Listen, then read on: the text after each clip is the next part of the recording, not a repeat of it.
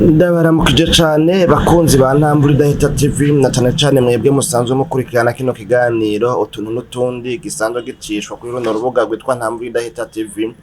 Kugubwa neza no kuranirwa mu vyanyu no mu banyu, mu buronderero, mu bikorwa vyanyu vya misi yose, nivyo ndabipfurije. Ni jewe Janvier Manirambona mpora batunganiza kino kiganiro utuntu n'utundi, kandi nkongera nkakibashikiriza igihe cose kiba catunganijwe. Kikaba gifise intumbero yo kuganira n'abakunzi bacu ku bintu bitandukanye byo mu buzima bwacu bwa misi yose, mu ntumbero yo guhanurana, mu ntumbero yo kwigishanya, mu ntumbero yo kwibutsanya, kugira ngo umuntu agire ikintu akuye muri kino kiganiro mu bijanye n'ubuzima bwacu bwa misi yose, mu vyo umuntu ahora ahura navyo, kugira ngo bidufashe gushishikara kubaho neza. Rero mwebwe mwahora kumbure mukurikirana ano mavideo yacu, bino biganiro vyacu, mukaba kumbure mutari bwiyabonesha, twobahamagarira kwiyabonesha. C'est très important kwiyabonesha kuri chaîne mu gihe ubona yuko ivyo uyibona ko uyikurikirana ko ari ibintu biguhugura, bikongerereza ubumenyi, bigufasha, bigufitiye akamaro. Kuko iyo wiyabonesheje bituma igihe cose kuri iyo chaîne bashize ko video nawe ucuyibona, ariko mugabo utiyabonesheje naho iyo chaîne yo ivugirwa ko ibitangaza bikurose bivuye mu ijuru ubwo nyene, igihe bashize ko video ntavyo uzomenya, uzobibona haciye igihe hari uko YouTube iyizanye iyo video ikayigupropoza. Kubw'iyo mpamvu rero birafitiye akamaro kadasanzwe umuntu akurikirana video iyo agize ntiyabonesheje. Hanyuma kandi natwebwe bene urubuga bica bitwereka yuko tudatamba twirorera, ruguma rukora abanwanyi, abo dushikiriza ibiganiro baguma biyongera. Murumva yuko bica bitera bije imbere, gutyo abigisha n'abigishwa mwe bose niko novuga kumbure canke twese tugaheza tugatera tuje imbere. None rero mu kiganiro utuntu n'utundi cuno musi nagomba ngo tuvugane ku bijanye n'amatati yo mu ngo n'imiryango hamwe n'ingaruka zikomoka kuri yo. Hanyuma tuzoca turangiza kino kiganiro turabira hamwe ingene amatati y'ibibera mu ngo n'imiryango yoshobora kuba yotorega umuti.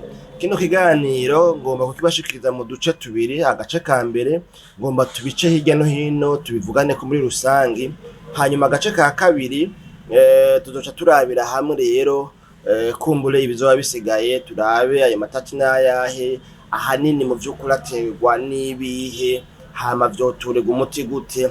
Tuzoca dusozera rero muri kino kiganiro cacu, tutifuza yuko kiza guteba cane. Duteguriye ku kazi ngaha muri Pharmacie Kaze Kinama, iri ngaha nyene hafi ya Nueva canke se ya Ave Marie, hakurya y'ishengero ry'abatemwe do Jehova.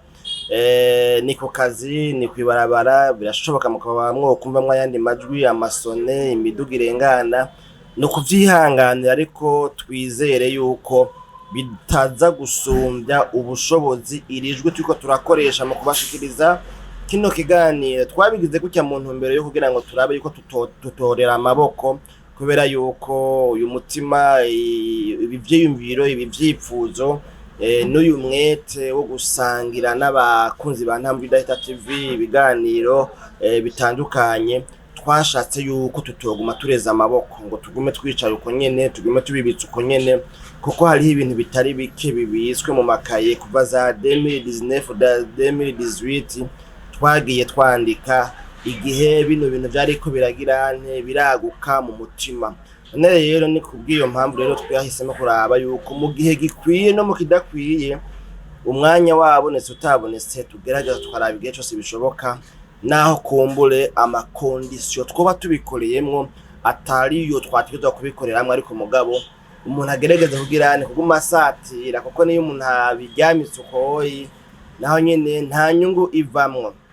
None rero muri kino gice ca mbere cyangwa se kano gace ka mbere ka kino kiganiro kivuga ku matati yo mu ngo n'imiryango, n'ingaruka mbi atera ayo matati hamwe n'ingene yotorerwa umuti, tubona yuko ibiharuro mu bashakashatsi mu binyamakuru mu bitabo hirya no hino mu mahovi mu mantuzeye hirya no hino yerekana yuko amatati yo mu ngo igitigiri gishishikara kuduga canke se novuga ngo ibiharuro bishishikara kuduga kandi ngo bikerekana yuko novuga ngo biraje ishinga abahinga mu vy'imibano les sociologues kubera ko mu kibano ushishikara kubona yuko amatati y'ibibera mu ngo amatati yo kudahuza no kutabona kumwe ibintu no kutumva ibintu kumwe mu miryango ashishikara kugira kwiyongera igitigiri gishishikara kuba kininiya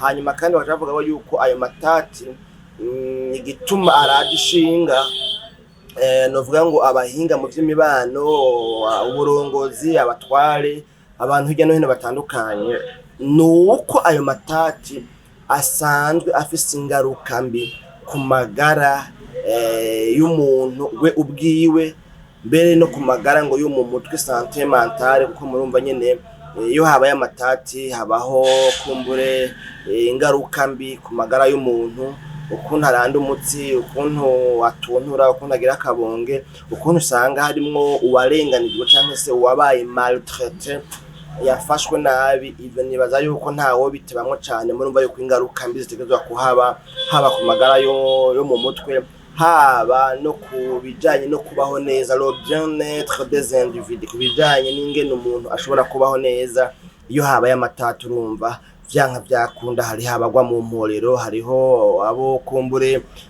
bahomba ivyo bategerezwa kuronka byo bafasha kubaho neza mbere bararengana bakavuga yuko hageze kubanaho hari ibindi mu bantu cyangwa se mu migwi mu ngaruka mbi zikunda gukarira abantu ingaruka mbi zikunda gukarira kw'abana nabo ngo baza ubwa mbere mwiyumvire nk'umugabo n'umugore bashwanye hakagera igihe novuga ngo bahukana bagatandukana muce mwiyumvira abana rero ngene bigenda mbega zosigana na se wiwe nimba zinduka agenda ku kazi ninda zosubira kumuha kakabuyi kakayi azokurirwana nande abandi bana bazomukubita abandi bana bazomutabura kwa gahuzu urumva rero ngo abana bari mu bantu banganirwa cane n'ingaruka mbi zitewe cyangwa se ziturutse ku matati hanyuma rero kandi umuntu yo kwimba mbega none nubu nayahe moko nubuhe bwoko bw'amatati canke mbega nyamatati yoyo ari ku rugero runganiki abivugwa yuko burya mu vy'ukuri ngo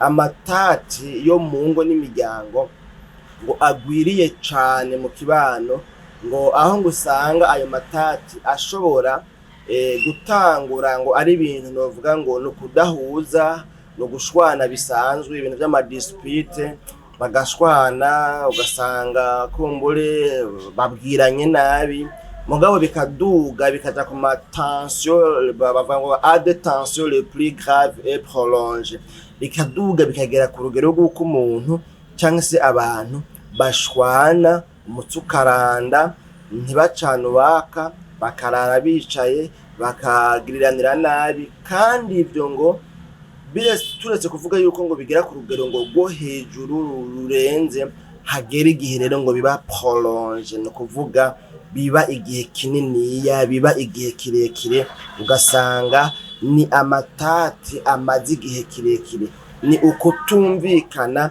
ni ukudahuza kumaze igihe kirekire hanyuma kubijanye no kuvuga ngo mbega namoko ameze gute y'amatati mu migwi yihe mu buryo buhe amatati bavuga yuko atandukanye kandi turabizi ko amatati atandukanye muraze ko ari amatati y'amatongo amatati avuye ku macakubiri y'amoko n'ibindi bavuga yuko rero amatati ari mu moko menshi aho ushobora gusanga amatati amwe kumbure akomoka ku bijanye no guhanahana amakuru kuganira ibiyago communication ugasanga avuye ahandi kutavyumva kumwe ku bijanye na education y'abana nko mu muryango ingene borera abana ugasanga kumbura umwe abituka mugenzi we yeye ndero y'umwana itukanye nawe umwana ugasanga nyene ntibari kubavyumva kumwe umwe abona yuko atangurane na umwana w'umukobwa wo mureka kidegembya kishira kizana kitwa ko yigombeye nta kibazo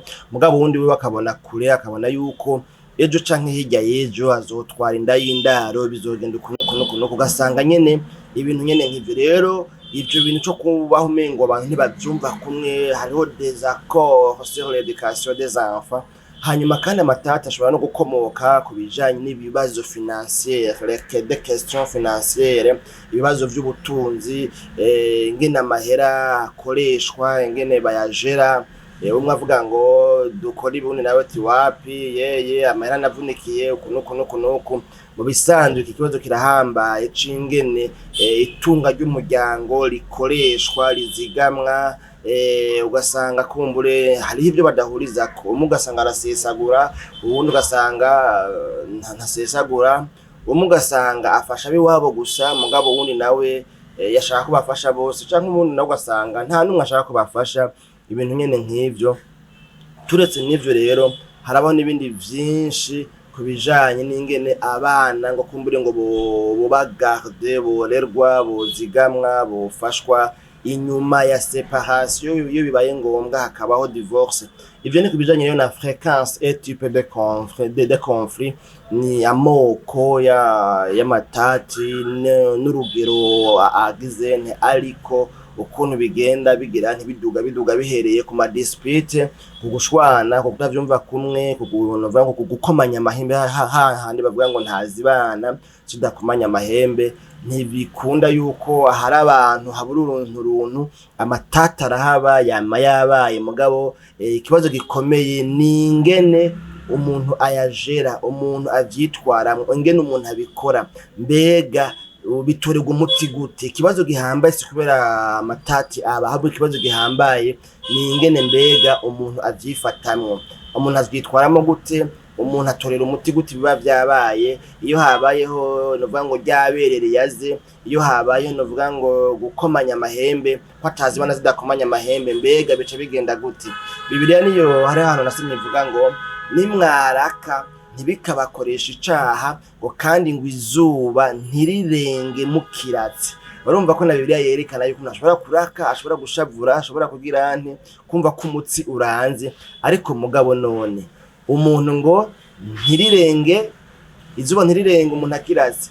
Nasomye indi commentaire biblique yo yivuga ngo bavuze ngo izuba ntirirenge mukiratse, ngo vyasigura ngo wiyaranje uburyo bwose naho ba washavuye, saa 11 z'umuhingamo ntizirengane ukigize nti ukiratse.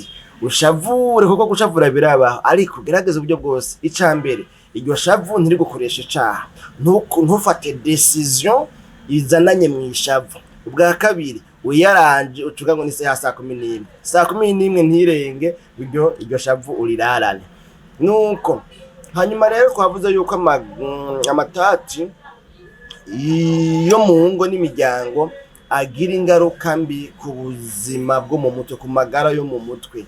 Aya matati rero navuga ngo yo mu ngo n'imiryango, iyo ngo adatorewe umuti, arashobora gutuma habaho guhungabana kw'amagara yo mu mutwe. Hakabaho bya bintu navuga ngo by'agahinda, akabonge, hakabaho debut ngo ni depression, anxiété na stress, uruhagarara, hakabaho guhagarika umutima, hakabaho navuga ngo n'ibijanye ngo na difficulté relationnelle à l'âge adulte. Ibi navyo ugomba kuvuga yuko ngo hagire igihe burya ngo umuntu iyo yakuriye muri milieu mu karere ahantu habaye amatati, igihe amatati yamukoze ko mu bijanye n'amagara yo mu mutwe, igihe amatati yamusinzikaje, yamugize ko ingaruka mbi zikomeye mu mutwe, ngo biranamutuma uyu muntu ngo bimugora kubana neza n'abantu iyo amaze gukura. Niyo wabona umuntu bimugora kubana n'abantu, ukabona uyo muntu kenshi hari igihe yigunga, kenshi hari igihe kumbe usanga ari aggressif, ugasanga n'umuntu akara cyane. Burya ivyo bisirani, ivyo bishavu kurikiranye muri kahise, hari igihe usanga yabitewe n'ingaruka mbi, canke hari igihe usanga ari ingaruka mbi ziturutse kuri ya matati yabayemo muri kahise. Ugasanga yabayeho ahantu novuga ngo kumbure miriye igize nti iguriyemwo ayo matatu, ugasanga rero iryo shavu canke uko kwigunga ugasanga bivanye nuko nta keya yaronse muri kahise kuko yakuriye ahantu hari amatati ugasanga byaramugizeko uruhara. Jewe sinbo nta vingira ngo mpava ninjiramo cane mugabo nanje nk'umuntu yarutse mu gihe c'intambara yakuze abona atari kumwe n'imiryango, yakuze ari impfuvyi, yakuze ari impunzi, nko zivuga ukamenya ko ziriko zivuga zirondera kukwica, ukabaho ubona udafise uburenganzira nk'ubw'abandi, ukabaho vyanka ko wiga washaka ko wiga, ukabaho kumbure utaronka ico wambara, imfungurwa, ugasanga nyine ubuzima bumeze ukuntu. Ndemeza neza naho ngerageza kandi ibitari bike kwijana nkabishobora, ariko ndemeza neza ko mu kuntu meze, ukuntu nitwara abanzi kurya nyine munzi mubikurikiranye neza, ndemeza yuko ibigize uko meze harimwo intuzeye, harimwo ingaruka, harimwo efe, harimwo intuzeye, novuga ngo harimwo uruhara rufatiye ku buzima nakuriyemwo bwa buhungiro, bwa kwa kwigunga, kwa kuba wenyene, bwa bunyakamwe. Ivyo bintu ndemeza neza yuko vyagize aka impact, vyagize impacta ku buryo naho wogerageza uburyo bwose bitoroha cane kurandurana n'imizi. Urenda bane yavuze muri psychologie ngo je suis le résultat du passé. Umuntu burya ngo uko ameze, uko yitwara, uko avuga, uko akora, yeye byose burya ngo ni umwimbu uturuka kuri kahise k'ivyo yaciyemwo. Nimba umuntu avuga canke atavuga, nimba ashobora canke adashwana, ivyo yaciyemwo byose nivyo vyamwubatse bimugira uko ameze ubu. Nka vyandi bavuga ngo l'expérience m'a rendu sage. Aha ni muri gihe baba bagonze kwerekana yuko ivyo umuntu yaciyemwo vyatumye aronka ubumenyi, ubwenge butuma yitwara canke yifata uko umuntu aba amubona. Rero izo ni ingaruka mbi zishobora kuba ku muntu yagize yakuriye canke yabaye igihe kitari gito muri yamiriye canke se ka karere, novuga ngo kagwiriyemwo amatati. Hanyuma kandi bariko bavuze yuko hariho ingaruka mbi ziba no kubana, mbere ko ari nazo nyinshi, ko abana aribo babangamirwa. Iyo impact rero sur les enfants ku bana, ni ukuvuga ngo abana baba mu miryango ikazemwo canke sikunda kubamwo ibintu vy'amatati, ari navyo by'ibituko turavuga ku vy'amatati yo mu ngo n'imiryango, ngo abo bana ngo barabangamirwa cane, abo bana barakarirwa cane, abo bana ni ba maskini ku bw'ico kibazo, barakarirwa, barabangamiwe, barasinzikara, nibo novuga ngo bigira ntibivuna cane ivy'ingaruka zifatiye kuri ayo matati aba yabaye mu muryango. Bivuga yuko rero abo bana bashobora kugira ingaruka mbi zitari nke, harimwo ivy'uko hashobora kugira igihe usanga umwana haryama araryama muga ntaronka itiro, ugasanga umwana niyo agiye kwishura ariga mugabo ntibikunda, ntibiza, ntivyinjira, des difficultés scolaires. Bakavuga kandi yuko umuntu canke se kuvuga umwana cyane cyane tuko tuvuga abana, ugasanga uyu mwana aragira comportement iri bizarre, aritwara uko canke kuri yabivanye nuko yakuriye ahantu abona mama wiwe akubitwa na se wiwe, canke imiryango yankana, ugasanga ba muyumba na ba mamdogo n'abandi, ugasanga hari ibintu by'intuzeye, ibintu byo kunyinyurana, ugasanga yakuriye ahantu hagwiriye ibombora. Muri ico gihe rero ngo biramugira ko ingaruka mbi uyu mwana, kandi ngo arabona ibijanye n'ibintu bijanye n'ama trouble de l'attachement. Trouble de l'attachement ni zingorane, ni ibibazo bifatiye ku kujanye n'ingene umuntu ashobora kwizera abantu, ashobora guhuza n'abantu, ashobora kumva ko yo kwifatanya n'umuntu. Abantu birabagora cyane kwizera abantu, birabagora cyane kwifatanya n'abantu, birabagora cyane kwiyintegra muri societe, birabagora cyane kuvuga ngo gukundana n'umuntu ngo bahuze baganire bagirente. Usanga abantu mengo bashaka kuba cyane izole, babe ukwabo, ntibagirente, ntibagiriranire imigenderanire n'abantu. Hanyuma kandi muri ibi bijanye n'amatati nabyo burya ngo hari amatati akunda rero kuba bivanye nuko ari mu karere k'intambara. Urabona nk'ibi bihugu vya Afrika mu buseruko, u Rwanda, Congo, Burundi, ngira ngo na za Kenya intambara zarabayeyo, za Sudan, ivyo vyose n'ibihugu vya EAC. Uganda ngira ngo si cane, na Tanzania ngira ngo si cane vy'ikiroberi, ariko mugabo usanga ibihugu vyinshi kubigize Afrika mu buseruko, niho mfatiye nk'akarorero, intambara zarabaye, no kuvuga EAC ni zone de conflit. Hanyuma rero ko ari zone y'amatati, ko ari akarere kagwirimo amatati, imiryango iri ngaho muri aka karere irakunda kugira ibibazo, ugasanga rero hari ibibazo, imiryango icamwo ihura n'ivyo bintu by'amatati. Rero muri ico gihe dufate nk'akarorero nk'imiryango rero iri mukambo ikunda kugira ayo matati, bafise ivyo badahurizako, ngo kenshi na kenshi harabaho kuba separe, imiryango ikaba separe kubera ivyo badahurizako canke kubera izi ngorane z'ahantu hari conflit. Ukuvuga ugasanga amatati yo mu ngo mbwa ni amatati regional, amatati y'akarere. Nko murabona za ntambara zimaze imisi zibaza hagati ya Congo na M23, imiryango yarabaye separe. Hariho abahunze ukwabo, hariho abatarashobora gutorana, ugasanga hari uwahunze aja hari undi yaja hariya, hanyuma nimba ata moyen de communication nyene batorana, ugasanga byandurutse bigirane biherereye iyo nyene. Nego mu gihe c'intambara natwe twarabibonye, aho wasanga umuntu aba hatazi yuko wiwe akiriho, hanyuma nyuma y'imyaka 5 canke 10 nirenga ukaza wumva ngo basubiye gutorana, basubiye kubonana.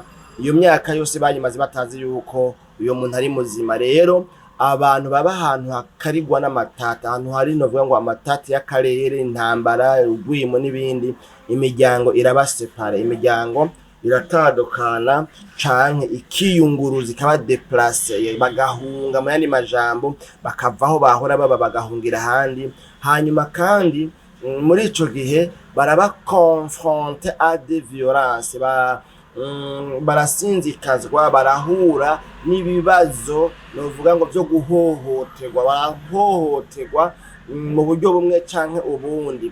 Muri ico gihe rero, muri iyi zone de conflit, bana twabonye ko bagirani bababazwa cyane, bakarigwa cyane kuko urumva baba bari fragile, ntibaba barakomera mu mutwe no mu mutima, ni kwigwana ko kwideburira mu buzima kandi bihe bigoye.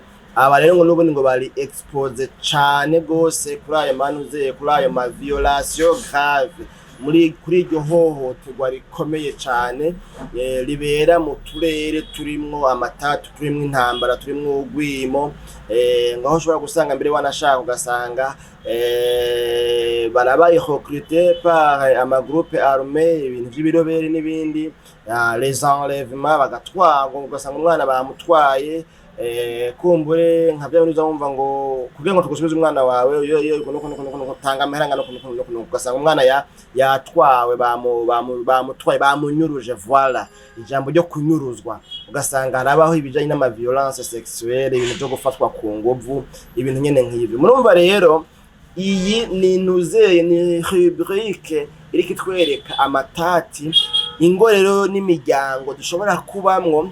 Ayo matati novuga ngo atari ngo n'imiryango ubwa mbere na mbere, uvuga ngo ni zo zageze ntizayashizeho, ngo ugasanga na matati yo mu karere, amatati yo muri region, amatati regional. Ugasanga rero amatati yo mu karere, ugwimo, intambara n'ibindi. Ariko mugabo kare n'ubundi tubyinjiyemo cyane gose tuza gusanga n'ubundi umuryango niyo soko ya byose, kuko niyo umuti ugombye uboneka a partir y'imiryango nyene, ibintu nyene nk'ivyo. Rero natari amatatu novuga ngo avuye hagati y'abubakanye, umugabo n'umugore canke abavyeyi n'abana, ariko aya matati regional n'ubundi aragaruka agaca ya affecta novuga ngo umuryango. Rero ivyo byose tubonye bicika igihe rero bice bituma umuntu yiyumvira ati none mbega aya matati bimeze gutya, mbega kuyakemura, kuyatorera inyishu bimeze gute? Nta nkeka umuti ukomeye wo gutatura amatati uba ukenewe igihe cose umuntu ari mu bihe nk'ivyo. Imbere yuko rero dusozera kino gice ca mbere, hanyuma tuzoza rero mu gice ca kabiri tuvuge ivyo les causes de conflits familiaux, tuzivuge ko imwe ukwayo, hama tuvuge les conséquences de causes familiaux, no kuvuga ingaruka mbi z'ibibazo z'amatati yo mu ngo, hanyuma tuvugane na solution et gestion des conflits, tuvugane ku nyishu, ku muti wotorerwa amatati yo mu ngo n'imiryango, n'ingene umuntu yojera, ingene umuntu yovyifatamwo, ingene umuntu yogira nte yo kontorora, yoguma novuga ngo agenzura situation mu gihe c'amatati y'ingo n'imiryango. Nagomba ngo turangirize ku point kavuga ku ma statistique novuga ngo specifique, mwumve uburemere bw'amatati abera mu ngo n'imiryango hirya no hino ku isi, ingene ibiharuro bivuga.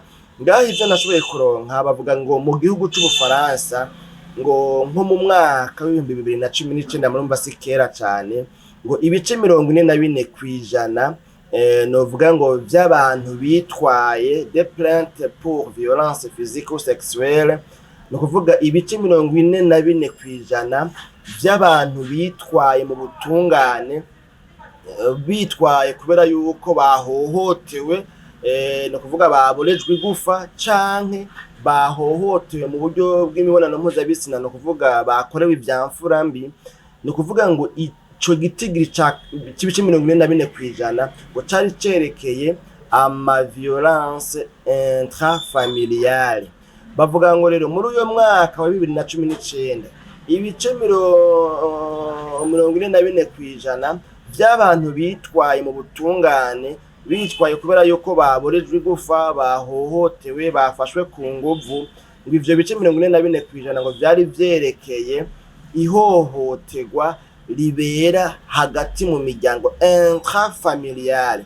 Muri ico gihe rero ngo ivyo bice 44% ngo bingana ngo n'abantu ibihumbi 160.